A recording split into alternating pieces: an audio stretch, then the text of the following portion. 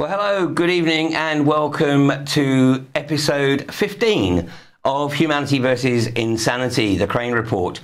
And tonight we continue our discussions with Pippa King regarding biometrics and RFID, and with specific focus on the introduction of biometrics and RFID into schools, grooming the next generation to accept this process as normal, knowing damn well that our generation would reject it out of hand, but introducing it to 6, 7, 8, 9-year-olds and even young teens, they take it as a norm.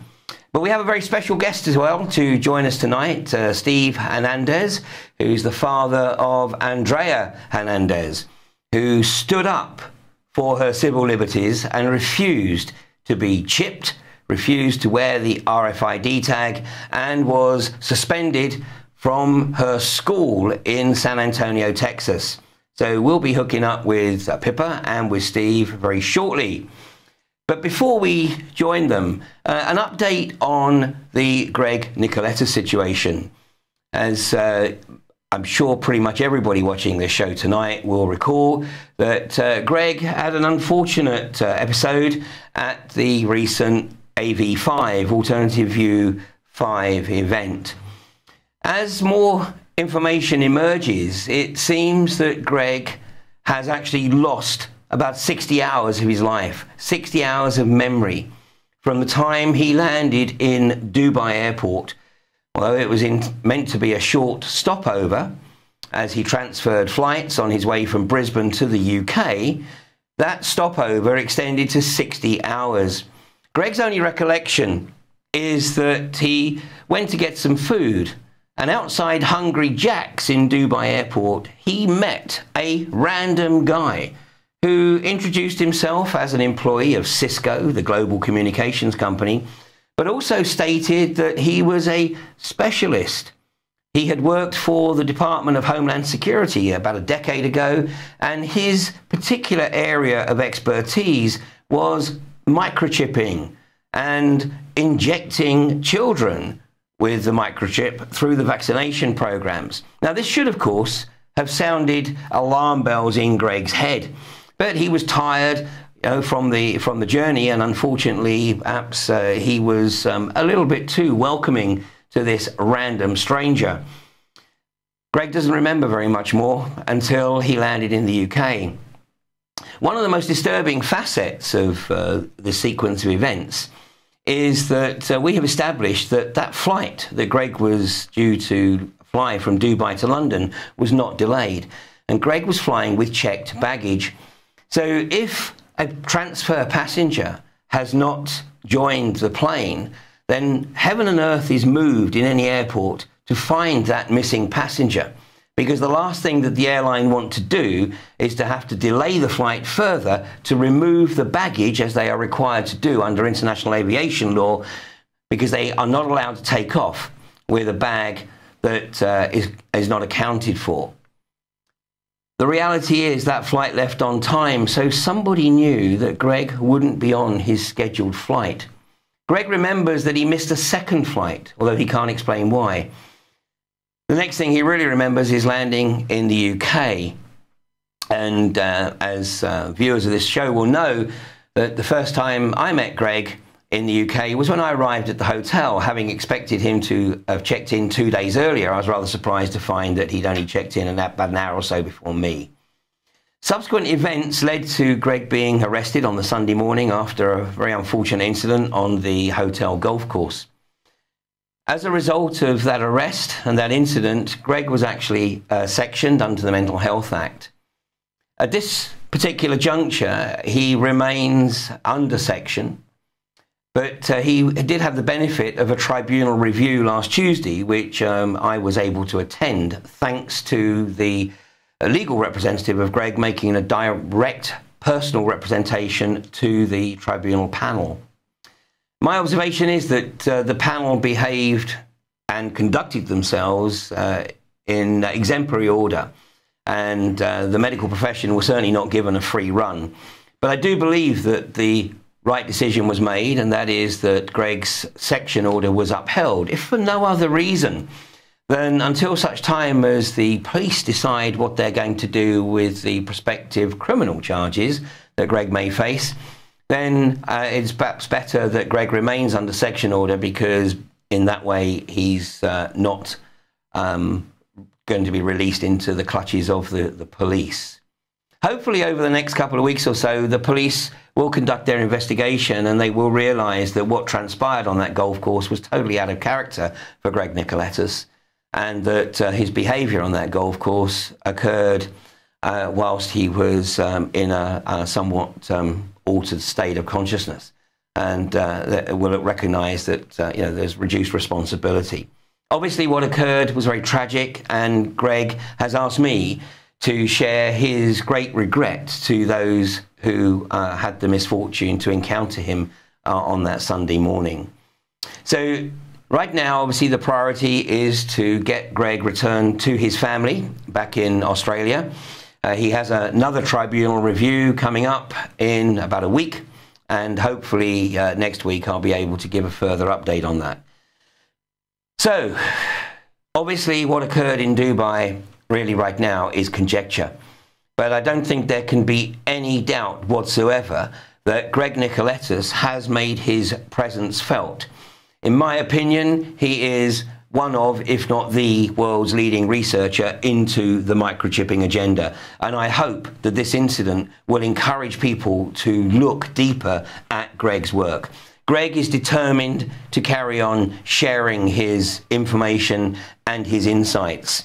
And hopefully we may yet get to see that, because Greg would very much like to deliver his presentation at some future juncture, but obviously not until such time as he is returned to full health. More on that as it arises. So it's very much actually in the same vein that we've been discussing with Pippa for the last 2 weeks. This is the third week in which Pippa has joined us. And Pippa is, in my opinion, the UK's leading researcher into biometrics in schools.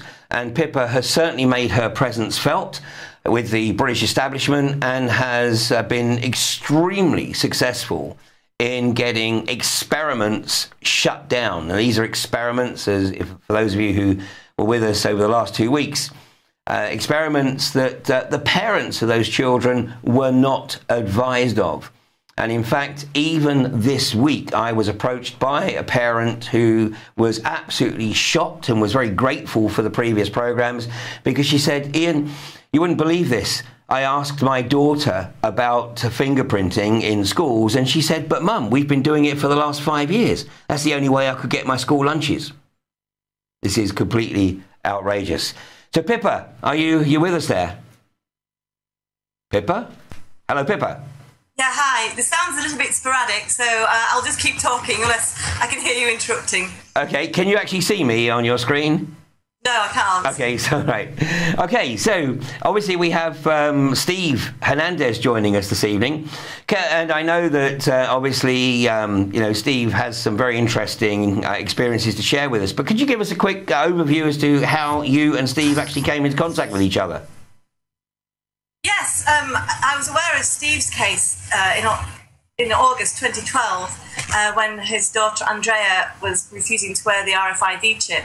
And this was after the May 2012, when the Protection of Freedoms Bill had been made into law, sort of asking for consent from parents to use children's biometrics in schools. And I can actually remember I was washing up at the time, and I was listening to, I think probably Twilight Jones, or some program that was talking about Steve's case.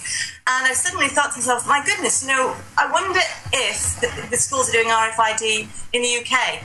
Because when I looked towards the USA in 2005, I was aware to see if they were fingerprinting in schools. What did come up was a case of RFID in a school in California. So I was aware that this technology has been in education purely from that experience in the States. But I hadn't really heard anything else about RFID in schools until Steve Hernandez's case, or Andrea's case.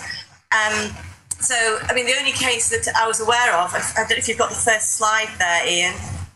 There was a case in Doncaster, I think in 2010, actually it might have been 2008, where they were trialling school uniform RFID, and actually chips sewn in the school.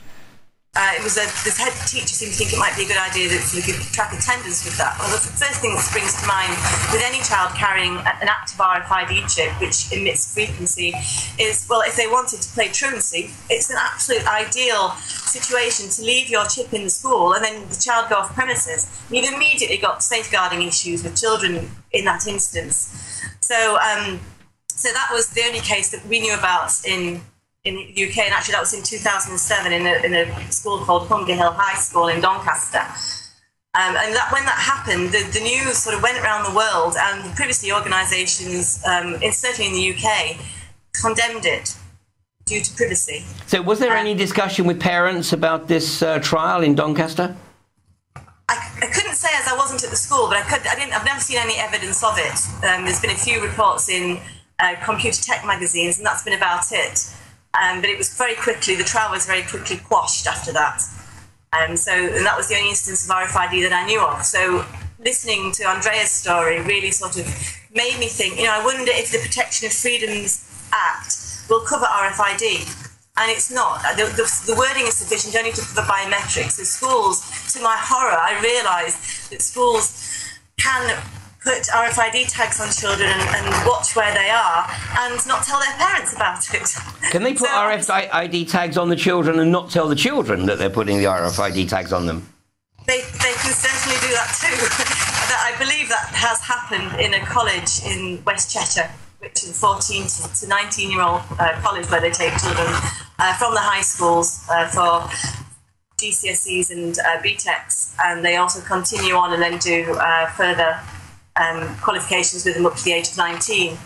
And so I was listening to Steve's case. He can maybe go into more detail about that. Do you want to talk about the UK stuff, or do you want to... Well, let's go and speak to Steve first, then we'll come back to the UK. So, Steve, welcome to Humanity versus Insanity. Thank you so much for joining us this afternoon from San Antonio in Texas, where I gather you've been experiencing some pretty horrendous rainstorms.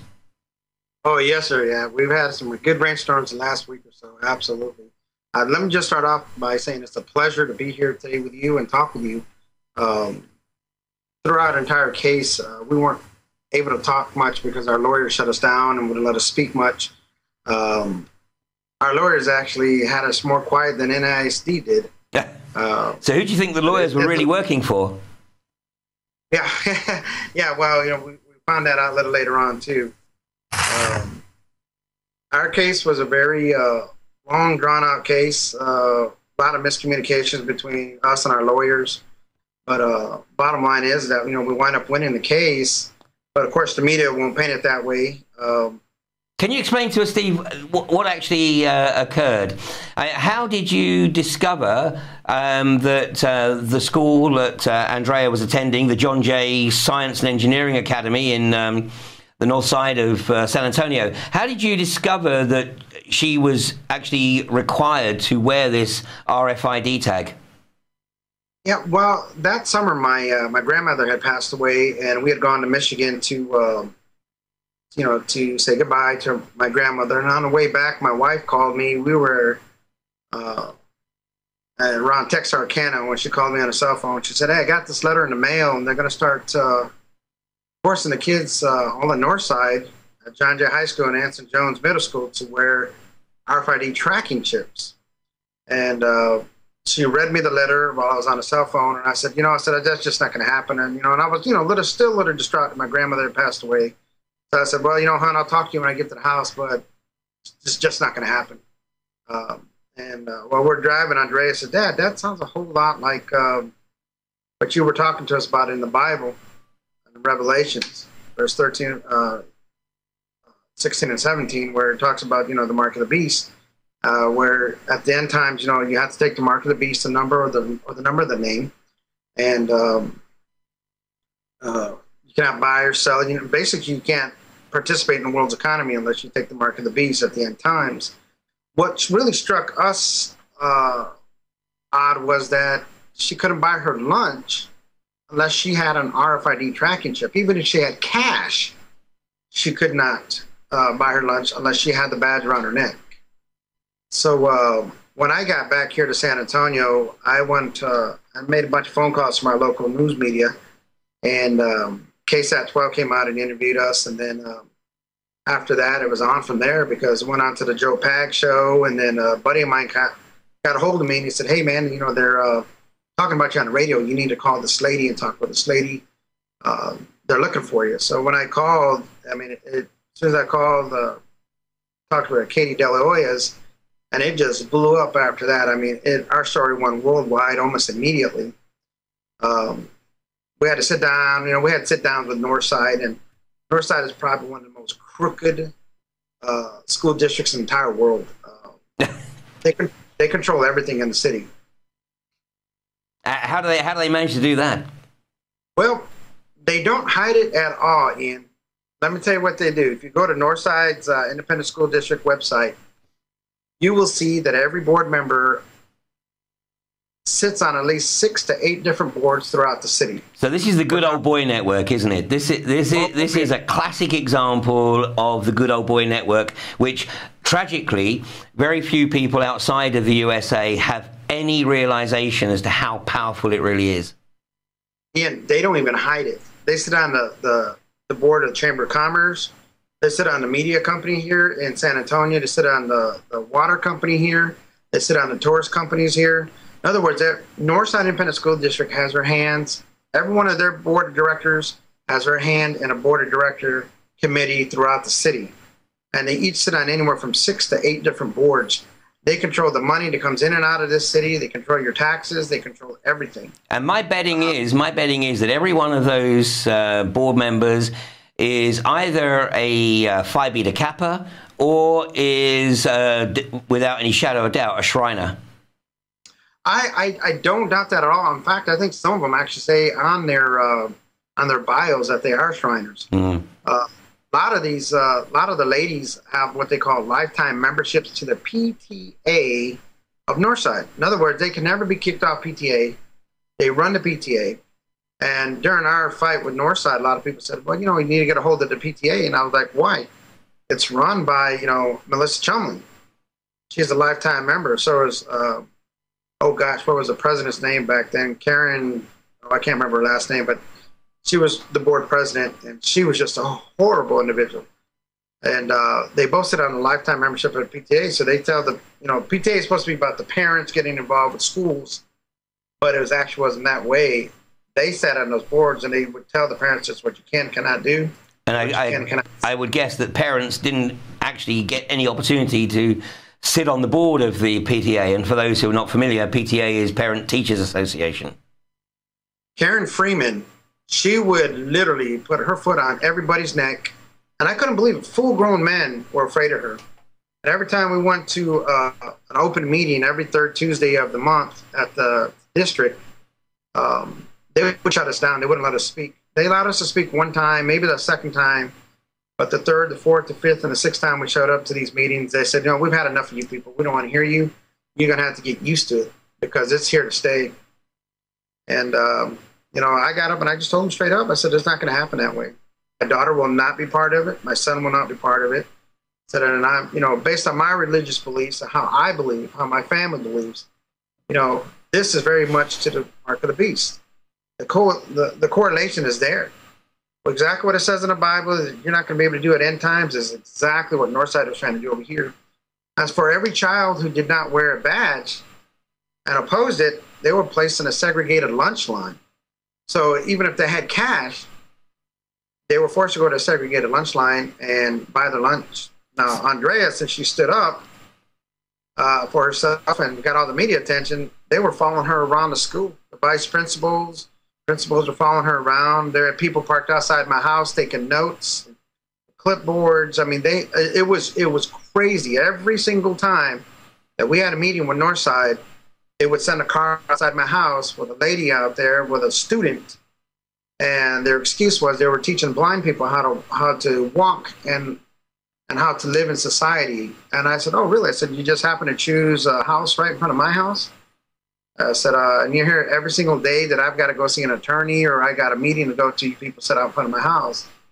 And the young lady they had with her, she didn't look to be blind to me, see, because I'm legally blind personally. And the young lady could walk down the block better than I could. And they had a clipboard and they were going around asking my neighbors questions about me, trying to dig up dirt. So this is total intimidation. Oh, yeah. Illegal intimidation. It's effectively the school district wielding their power in society that they've effectively worked at probably for the last 30, 40 years to achieve, and using peer pressure on your daughter in the school, and then intimidation directly on yourself and your family. You know, we were protesting. Hang on a second. Isn't America the land of the free? It's supposed to be. Free what? Free for the government to take advantage of you and force their will upon you. And I guess that's what it means nowadays. Because slowly and surely all of our rights are being taken away from us. And that's what I teach my children. You stand up for your rights, you stand up for your beliefs and what you think is right. You know, they intimidated my daughter. You would not believe this, Ian. I mean, maybe you will. We were protesting out in front of the school, handing out flyers, and we're telling people, hey, you know, give us your badges, you know, you won't get in trouble, because there's no law actually stating that you must wear a badge, RFID tracking chip badge. Well, Andrea was getting petition signed, handing out flyers along with a bunch of other little girls, and they surrounded my daughter. So the Northside Independent School District Police Department, the principals, the coaches, and teachers, admins, they all surrounded my daughter. And this lady said, hey, you need to look across the street. They got your daughter surrounded. So I said, well, they're doing that because they want me to come across the street so they can arrest me. And so if anybody knows me, I'm very touchy when it comes to my kids. You mess with my kids, right? You just grab this dog by his ears and he's going to rip you off your face.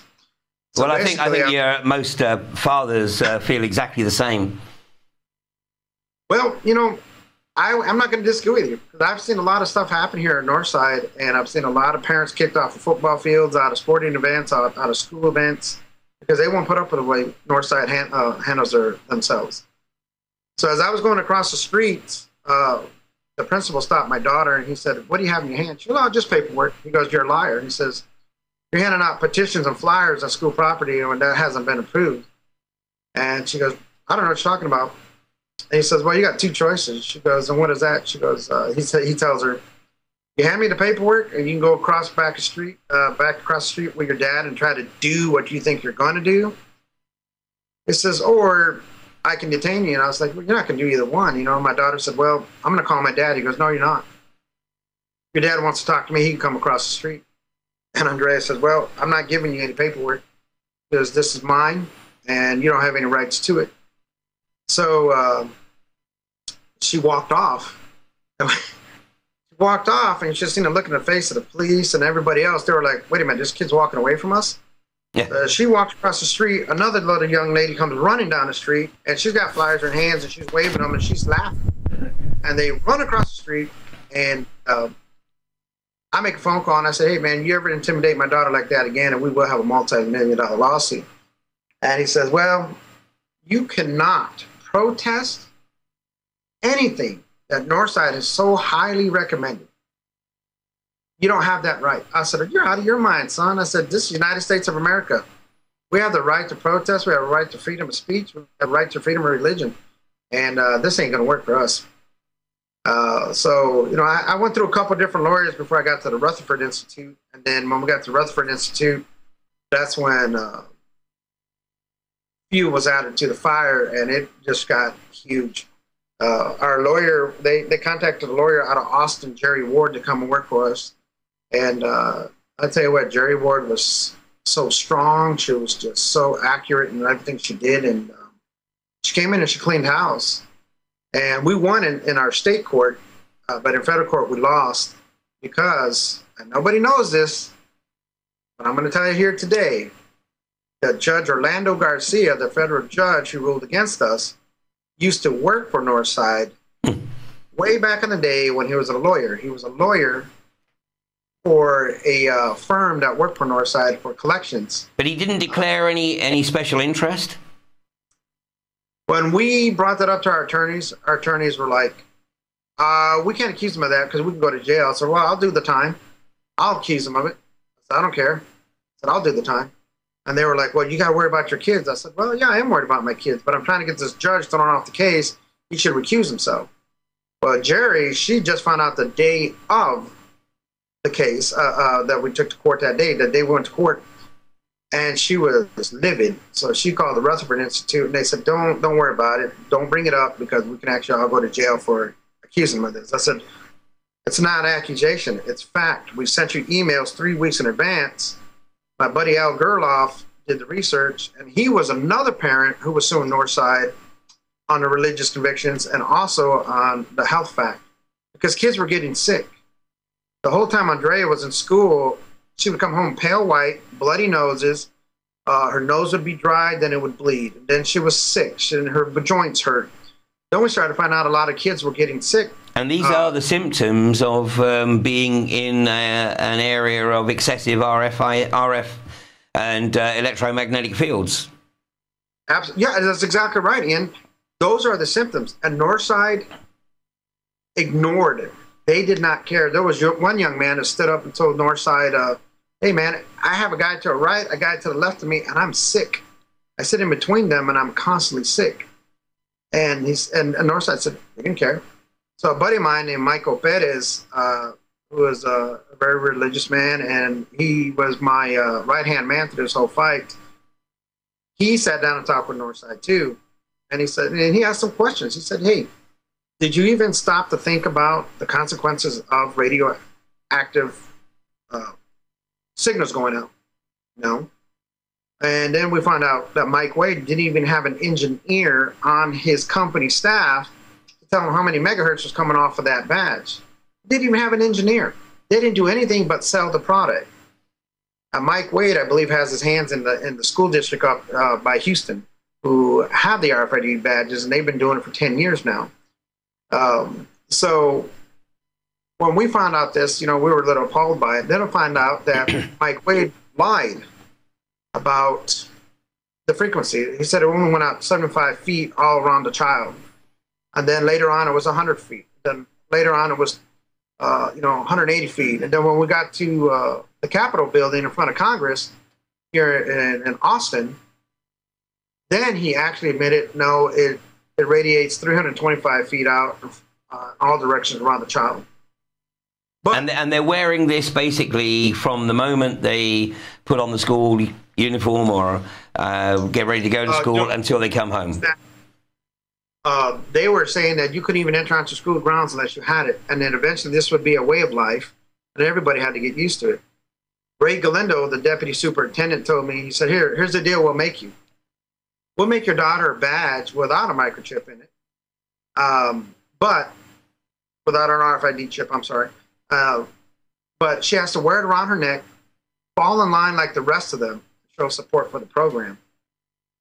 And Michael gently leaned across the table and he said, let me see if I get this right. If this is a trial period, why must everybody be a part of it? How come there's not an opt-out program? Did you think about that? He said, no, we didn't think about that. It says, and he really didn't care if there was an opt-out program. They really didn't care what the parents thought. This whole thing, Ian, was supposed to come up for a vote. The night before the vote on this, they took it off the ballot and they forced it upon the schools. We had almost 5,200, 6,500 students between two schools. And because of my daughter stood up for herself, she inspired 6,500 children not to wear their RFID tracking chips. And because of that, the school did not make the money they wanted. And because of that, they had to close down the program.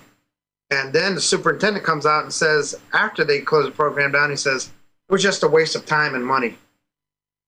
Really? So what are you going to do with the $536,000 that you invested in this program and the $136,000 a year that you were going to pay for just the minor two schools? And then what they did, they changed their cost like 3 or 4 times in the media.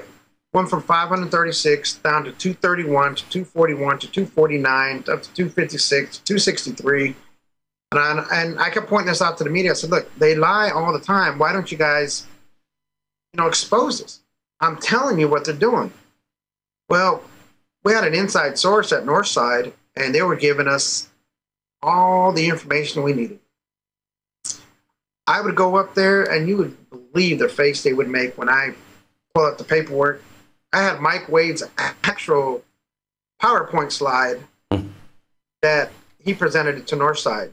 And I took that paperwork in. I gave it to the House and the Senate up in the Capitol building.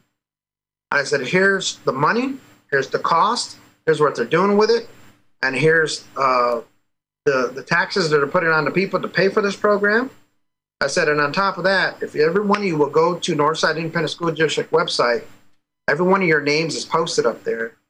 Northside said for all parents in San Antonio to write you letters stating that you need to release the funds so that they can start doing what they need to do to get their district up and running better. Well, Al did some research, and Northside has a $1 billion, that's with a B, $1 billion cachet every year to use do what they want with it. That's how much money they get off the people here in Texas and San Antonio. But they're $2.5 billion in debt for the last 10 years. And then another reporter came and reported to me that the top 10 banks in the United States owns every school bond loan in the state of Texas, whether the school is just being built or being added onto or anything that has to do with repairs, including Goldman Sachs. So this is yet another symptom of global corporatocracy, with the banksters effectively ensuring that they own everything. And of course, the fast way to do that is to make sure that you've got everybody in debt. So if they've got all the school districts in debt, then the banks own the school districts. And of course, if they've got people on the boards, like of these microchipping companies, RFID companies, off you go, start the project. Now, Steve, so what sort of support did you get from other parents? And it's funny, Ian, we had some people come and support us. I probably had a 10 at the most, just constantly with me at all times. I'm a Christian, and I had a lot of Christian young ladies come up and talk to me, and they would say, sir, you were sent by God, because my mom and dad are Christians, and they tell me, do what school tells you to do, because we don't want you to get in trouble like the Hernandez family. And the young ladies would tell me, Mom, Dad, they're not in trouble. They're just on TV. Look at his daughter doesn't wear it. Nothing's happened to her except, they haven't hurt her or anything. They intimidate her, but we can put up with that. And then the young lady looked at me and she said, I certainly believe that you were sent by God to help us, to save us from what they want to do to us. And one of the parents told me, he said, you know what you are? I said, what's that? He goes, you're the new Moses. I started laughing. And I said, no, I can't be compared to Moses. I am nothing compared to Moses. I said, I'm just a man that stood up and said, no, this just isn't going to happen. And all of a sudden, everybody was calling me Moses. I was the new Moses. I was the new leader. And they said, because of you, your story's going around the world. Your daughter, because she stood up and said, no, I'm not going to do that. I mean, my daughter was invited to conventions. She talked in front of Senate committees. She's talked in front of everybody. So have I. And I'm so proud of Andrea, because she stood up and said, no, I'm not going to do this. I refuse to do it. It's against my religious belief. And she pulled out the Bible, and she says right here in Revelations, chapter 13, verse 16, 17. At the end of days, you will be, if you don't have the mark of the beast, the number of his name or his number, you cannot buy or sell. Basically, it's telling you can't participate in the economy of the world. If you did not have, Ian, this RFID tracking chip, you could not participate in the economy of the school at all. You couldn't go to school events. My daughter was denied the right to vote for homecoming king and queen. So how many students would you estimate are in the Northside School District? 110,000 children. So 110,000 children, and that's just in the Northside School District. How many children would you estimate are in the school districts around San Antonio? I would say around all the school districts, I'd probably say there's probably about 2 million. Okay, 2 million children. Yeah, San Antonio is not a small city. Okay, so that's 110,000 in the Northside School District, 2 million in San Antonio, and one student, Andrea Hernandez, stands up to this outrage of trying to establish RFID tracking on the schools, which, had it not been opposed, would inevitably have been spread right across the city, right across Texas, and without any shadow of doubt, eventually right across the Union. So, I mean, this is a classic example, Steve. I mean, it's wonderful that obviously Andrea took this stance. She had the courage to take this stance. I'm sure there was enormous peer pressure in the school. And of course, it's absolutely wonderful that she had your support, because without that, it would have been nigh on probably impossible for her. So, you know, it's a family effort. But, you know, what this demonstrates, I think this is an absolute classic demonstration that, you know, all it takes is one person or one family or one small group of people to stand up for what they absolutely believe in. And when they know they're right, they can bring about enormous change. Now, you guys have shut this down for the time being. Do you think they're just taking a back seat until you move on? You know, Ian, that's funny you should say that. I think what they're doing, Ian, to wait for my son to graduate from high school, because they know Andrea graduates next year, and they think that I'm going to stop. I believe, personally, they're going to try to reintroduce this after my son graduates, because they know, in reality, why should I go fight? Both my kids are out of school. Well, they got another thing coming, because I fight for children. I fight for what is right, because children are the most important gift and the greatest gift that God can give us next to salvation. I love children. I see the little kids riding around my neighborhood on their little bikes and playing in the park, and they are so innocent, so beautiful, so wonderful. They are the greatest gift that God can give a human being besides salvation.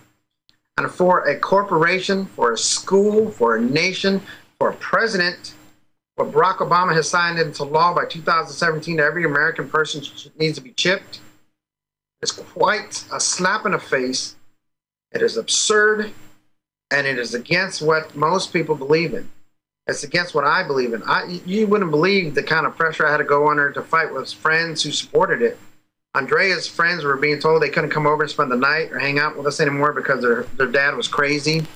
They even put a play on here in San Antonio about us and made fun of us during Fiesta. We had over, I would probably say, at least 5, 6, 7 million people saw the play. And it's put on by a place called Cornyville. And their theater act is called Corny Nation. So they make fun of all the biggest headlines throughout the world. And what it is, it's a big group, from what it's been explained to me, they're a big homosexual group of theater arts. Everybody in there is a homosexual, and they mock everything that has to do with Christianity or anything that's good. So when I called my lawyers and I said, I want to file a multi-million-dollar lawsuit against the city of San Antonio, they said, oh, we can absolutely do that, but we're not here for that. We're here because of your religious beliefs. I said, that's fine. I said, but you cannot defame a 15-year-old young lady. You can do what you want to me because I'm a big boy. I can take it. But when you start tearing down my daughter, then you got another thing coming. My lawyers wouldn't touch it with a 10-foot pole. I called the city. I called the mayor's office. I called the Fiesta Commission. No one would answer my phone call. Then the media outlets here started to shy away from me because they are a lot of the people from Northside Independent School District Board sit on media outlets here. Yeah. Well, they've got it all sewn up, haven't they? They've got it all sewn up. And I guess the next challenge is actually to get the constitution of the school board changed so that you can get rid of all the life members of the board and actually re-establish the PTA for what it should be. Now, Steve, we're coming into the last few minutes of the show, and yeah, we are definitely going to talk again. But I want to ask you one question. I mean, you're down the road from Austin, Texas, and so you know, you're just a few miles down the road from Alex Jones, who is you know, arguably you know, the leading alternative outlet. I'll use that term very loosely in the US. What kind of support did you get from the alternative media and specifically InfoWars in the US? Let me tell you what, Alex Jones hit it out of the ballpark. Alex Jones put us on his show. We're on his radio show, and we're on his nightly news show. You can catch all of that on YouTube. I sent you those links earlier today. My heart breaks because the Rutherford Institute would not allow me to talk with Alex Jones. First, they said, yeah, you can go talk with him. Oh, no, you can't talk with him. Yeah, you can talk with him. No, you can't talk with him. They kept throwing me back and forth. And so Alex got on the phone with me. He said, Steve, I need to interview you. I said, I know you do, boss. I said, but if I interview you, the Rutherford Institute's going to walk away from me. And he says, well, because I told you what you were running into when you got hooked up with the Rutherford Institute. I said, yes, Alex, but they are the only people who would come and fight with me. I said, but I promise, you know, I'll be back to talk with you. I spent most of this morning looking up his address and sending emails out because I want to get back with Alex because I owe him a debt of gratitude. Alex Jones, I don't care what anybody else says about him. He speaks the truth, and he exposes a bunch of lies. And if it wasn't for Alex, our Facebook page would have never blown up like it did. Students Against RFID Tracking. And pretty much that's how we ran into Pippa. Pippa started posting, and then it just blew up after that. And Pippa has just been a great inspiration to my family and to my daughter. And you know, I'm little compared to Pippa. Pippa, she's the king. That's why her last name's King, because she is the king. She knows what she's doing, and she handles herself well.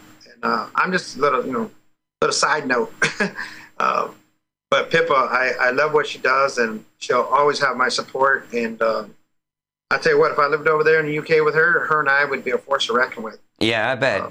Well, hey, listen, you know, we're going to have to definitely work to bring this network together because this totalitarian corporatocracy has its tentacles throughout the world. And, you know, right now they're in the process of trying to bring the European Union, the United States, the North American Union together into the North Atlantic Union, you know, through the Transatlantic Trade and Investment Partnership, and then you have the Trans-Pacific Trade Partnership.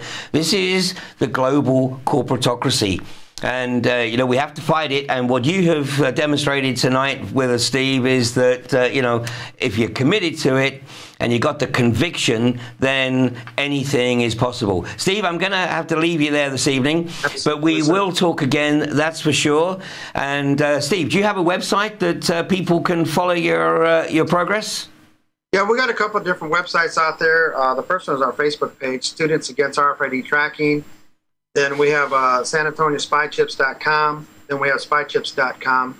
I'm not going to lie to you, I haven't had a whole lot of time putting things up because I've been very ill lately. And that's another story you have to hear, Ian, because I believe, you know, well, I'll talk to you off camera about it. It'll blow your mind, the illness that I got during this fight.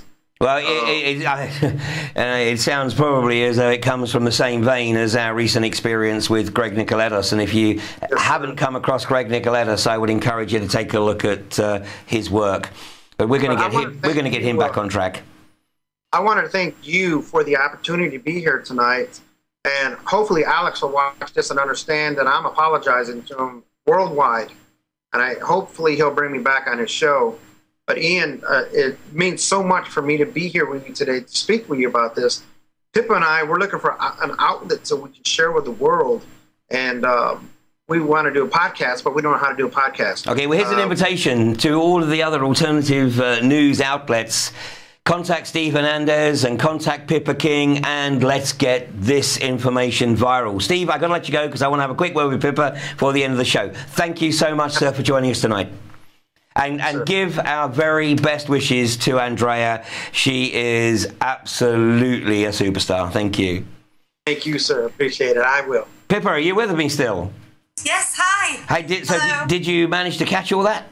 I did. I mean, Andrea has been, and Steve have been completely inspirational. They've really been through it over there, and they stuck to their guns. And like you said, it just goes to show if you really, really believe in something, you know, you can achieve loads of stuff. So I'm really grateful. Exactly. And well, and we obviously have a long way to go because the corporatocracy don't give up easy. So you know, we have to watch them like hawks, and you know, we have to tackle this from as many angles as possible.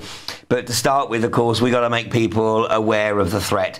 Well, that's all we have time for tonight. Thank you, Steve Hernandez.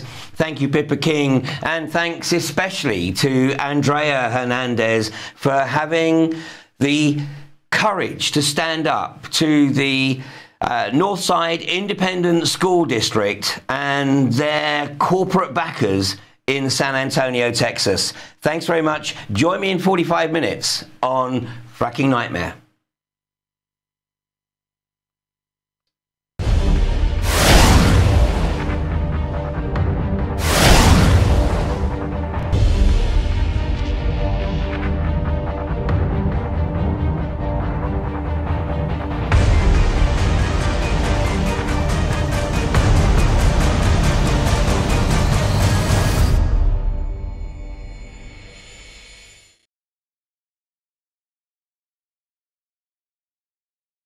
You know, their ultimate goal is to push this.